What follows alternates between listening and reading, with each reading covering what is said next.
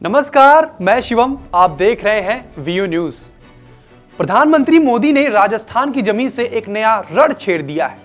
निशाना सीधा कांग्रेस पर, मुस्लिम तुष्टीकरण की उस नीति पर जो विभाजन के बाद भी चली आ रही है। इसीलिए हिंदू मुस्लिम पर दो टूक बोलने से बचते रहे मोदी ने बांसवाड़ा में कांग्रेस की ऐसी कलई खोल दी है जिसका असर चुनाव बाद तक जाना तय है।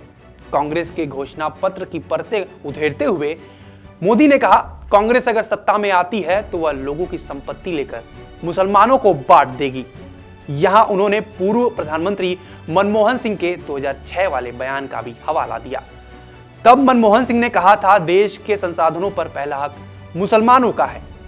पीएम मोदी यही नहीं रुके कि वो माताओं बहनों का सोने का हिसाब करेंगे, उसकी जड़ती करेंगे, जानकारी लेंगे और फिर उस संपत्ति को बांट देंगे और उनको बांटेंगे जिनको मनमोहन सिंह जी की सरकार ने कहा था कि संपत्ति पर पहला अधिकार मुसलमानों का है।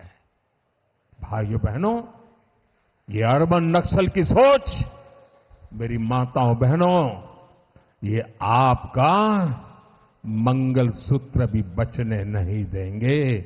बता दें कि मुसलमानों का देश के संसाधनों पर पहला हक वाला मनमोहन सिंह का बयान अचानक नहीं आया था। ठीक इसी दौरान कोशिश हो रही थी, यानी दिल्ली में दिसंबर 2006 में मुसलमानों को संसाधनों पर पहला हक देने वाला बयान साधारण नहीं था।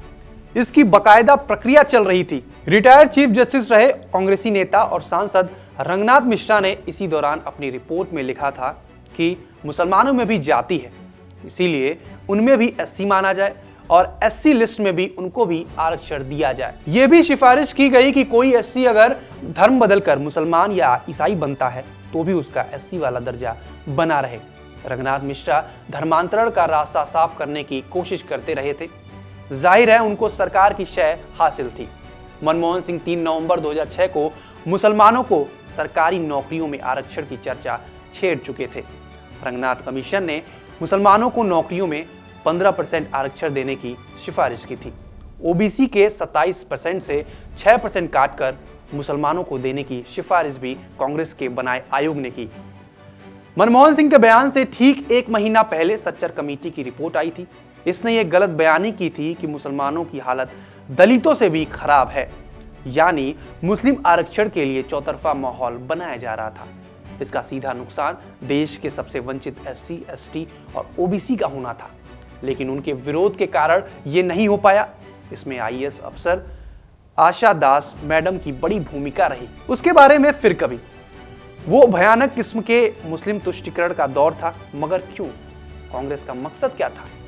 यही कि जनाधार खो चुकी कांग्रेस उस समय सपा, बसपा, आरजेडी से अपना मुसलमान वोट वापस लेने की कोशिश में थी। अगर आपको हमारी रिपोर्ट पसंद आ रही है तो हमारे चैनल को सब्सक्राइब करें, वीडियो को लाइक एंड शेयर करें और कमेंट करके अपनी राय जरूर रखें। धन्यवाद।